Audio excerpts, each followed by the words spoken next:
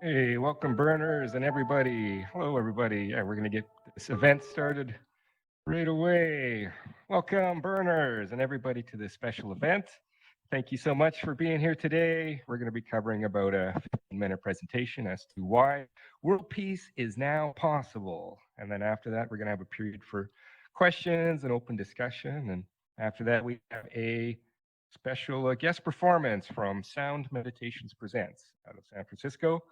And some of the ideas that I'll be presenting here today have been distilled down to fit into this time frame. So if I breeze through anything too quickly, just hang on until the end and then ask me to elaborate. A little bit about me. My name is Rick Dickinson, and also known as Peacenik Rick. Some of you may recognize me from doing stand-up comedy here in Altspace as Flick Rick. And in the real world, I've been a firefighter EMT for over 9 years, and I developed virtual reality training tools for the firefighting industry. I've also been a longtime advocate and activist for peace. 20 years ago, when I would tell people that world peace is coming, they would say that I was just being young and naive. Well, at least now I'm no longer accused of being young. World peace, pretty lofty notion, right? I bet if we went around the room here and asked everybody, what does world peace mean? We'd probably get about as many definitions as there are people in this space. But don't worry, all you introverts. I'm not going to be actually forcing you into group conversations, so go ahead and let your heart rates come back down to normal.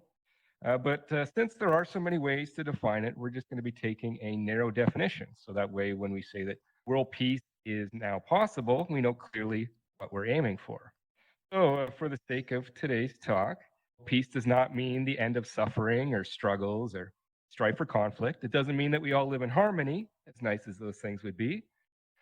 Instead, we're going to be defining world peace to mean the end of wars, or more specifically, the end of institutionally organized warfare.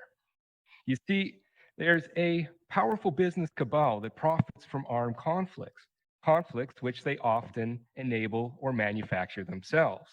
And wars will not cease until these institutions are brought to bear. In 2020 alone, the world spent $2 trillion on the military, and this feeds the beast known as the military industrial complex, which is the term for the concerted effort between governments, mainstream media, and multinational corporations. And this network colludes to manufacture and proliferate wars because their income depends upon it. So this has created an unfortunate situation where many of the world's key decision makers are also the main benefactors. And they benefit from persistent warfare, meaning they have few reasons to stop wars, but many incentives to ensure that they continue. And despite what they may want us to believe, modern warfare is not a byproduct of our ingrained violent tendencies, nor does it persist because of irreconcilable differences between cultures. Instead, wars are being manufactured. They're being conjured out of thin air as a for-profit enterprise. Just look at Afghanistan. Like, it has been such a huge success, right? I mean, for the troops, or the American people, or the Afghan people, or the world in general, but it has created 20 years of profits. That was the whole point of the war. Over the past 2 decades, the biggest defense contractors have seen their stock price rise tenfold, outperforming the rest of the market by nearly 60%. And without these billions in profits being made each year, the horrendous situation in Afghanistan would have never continued for so long. In 2019, the Washington Post exposed this in their Afghanistan papers. The leaked internal documents show how U.S. officials would publicly state that they were making progress and they just needed just a little bit longer.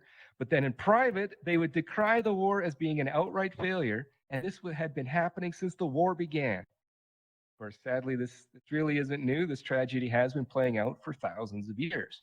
And peace has remained elusive, not due to a lack of desire or effort on the part of humankind. The problem has been that we haven't had the tools necessary to effectively challenge such a highly lucrative industry. Until now.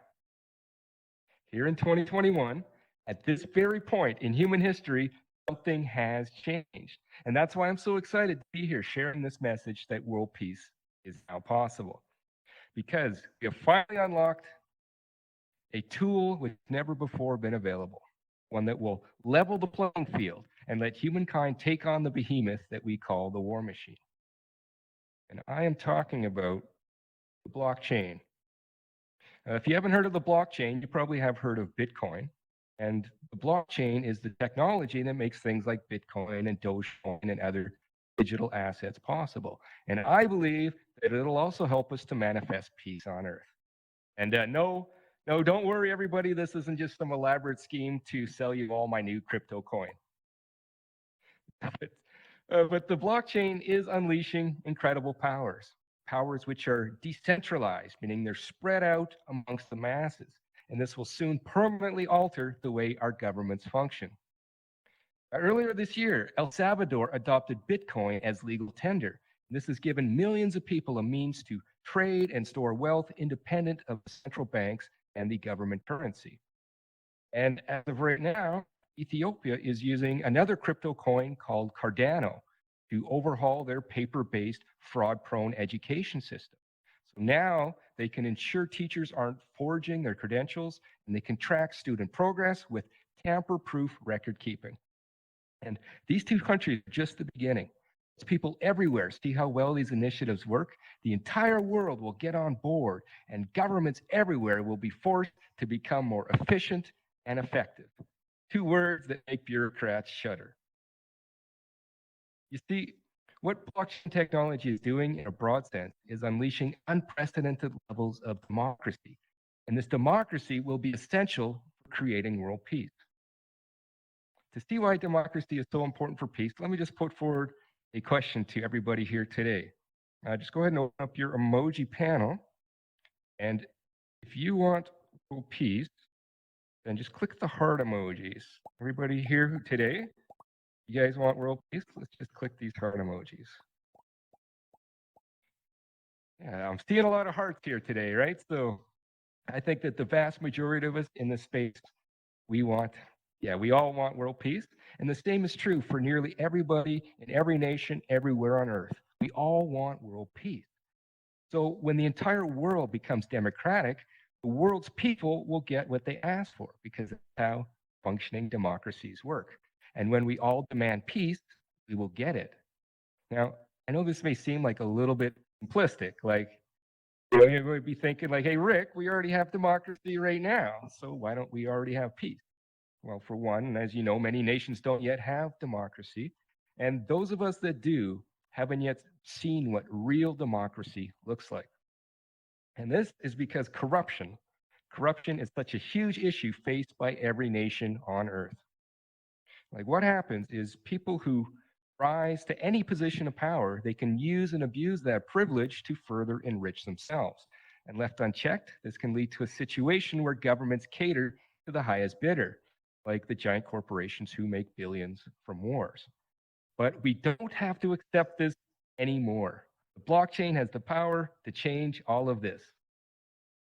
Take, for example, democracy in a box. Democracy in a box. So this project is still in its infancy, but it serves well to illustrate what is now possible thanks to the blockchain and its incredible ability to decentralize powers. Just earlier, I was talking about how Ethiopia is using Cardano to overhaul and vastly improve their education system. And in a similar vein, other teams are developing decentralized voting systems and decentralized ID systems and many other necessary pieces needed to form a fully functioning government. Just imagine we take these components and we bundle them together and we create an all-in-one solution for any size government, from a small city to an entire nation. And it comes with organizational charts that define key roles, along with secured methods to elect people into elevated positions. And most importantly, this entire system is transparent, and the general population has effective means to hold their leaders accountable. And perhaps what is most exciting is this, once this blockchain-based toolkit for democracy is vetted and ready, can also be used by oppressed nations, helping them to rise up and overthrow their tyrannical governments and never risk falling under dictatorship again. Indeed, the blockchain has the power to set the whole world free. Again, like I said, this system is still just a few years away, but just the mere potential of it, just the idea alone, it sets a new standard for what our governments should look like. So that's why I'm so optimistic about the potential for peace in our world, because political corruption can now be a thing of the past. People found abusing their positions of power can be held accountable, just like those responsible for the prolonged disaster in Afghanistan. So if you think maybe this all seems a little bit too lofty, here's just a couple of concrete, realistic approaches that become possible once we have the tools to hold our leaders accountable.